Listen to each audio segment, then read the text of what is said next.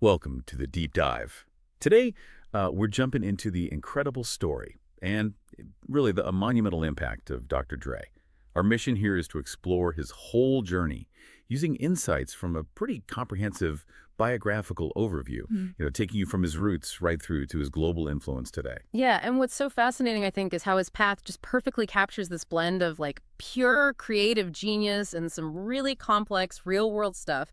We're going to unpack Dre not just as, a musician, but really as a cultural architect. We'll look at his production, obviously his sharp business sense, and yeah, even the controversies, how all that really shaped the music industry. That's a great way to put it, an architect. hmm Because when you look at his career, it's just, wow, he was always finding new sounds, new avenues. But how did it all start? I mean, what were those first steps that set him on this path? Well, if you look at the big picture, Andre Ramel Young, born in Compton, right?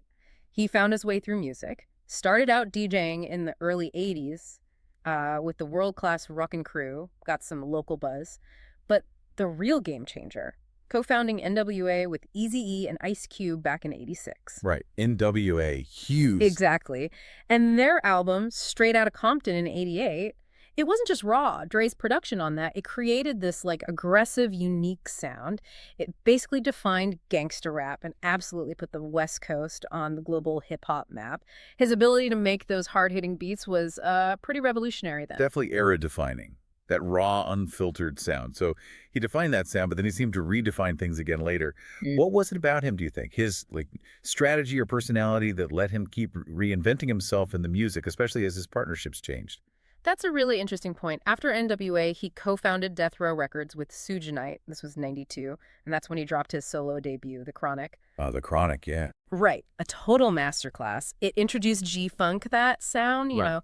super laid back, synth heavy, often using slower funk samples from the 70s. It created this vibe that was smooth but still powerful. It showed how polished production could still tell those gritty stories. And launched Snoop Dogg's career basically overnight. Exactly. It massively shifted the sound of hip hop. His vision was clearly getting bigger than just one style. Okay, so his musical impact was just revolutionary, shifting styles, launching careers. But his vision went even further, didn't it? Beyond the studio. Oh, absolutely. You really see his ambition grow beyond just making records. In 96, he makes another key move, strategically leaves Death Row, starts Aftermath Entertainment. Aftermath, right. And this is where his ear for talent just becomes legendary. He discovers and nurtures Eminem and 50 Cent. Two absolute global megastars. Totally. And his mentorship didn't just shape their careers, it reshaped hip hop for like decades. Plus, his second album, 2001, with hits like Still DRE, that just cemented his comeback and showed he was still totally relevant.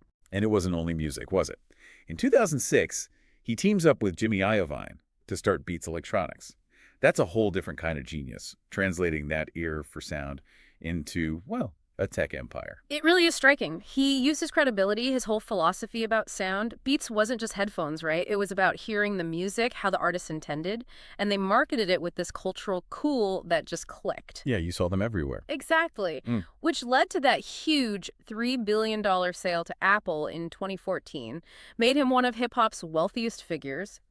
And his influence keeps going. He's done significant philanthropy, too, like that massive $70 billion donation to USC for an arts and technology academy. It's an incredible trajectory of success. Yeah. But it's also important we acknowledge the other layers, right? His journey, like anyone's, is complex. Exactly. You have to look at the whole picture.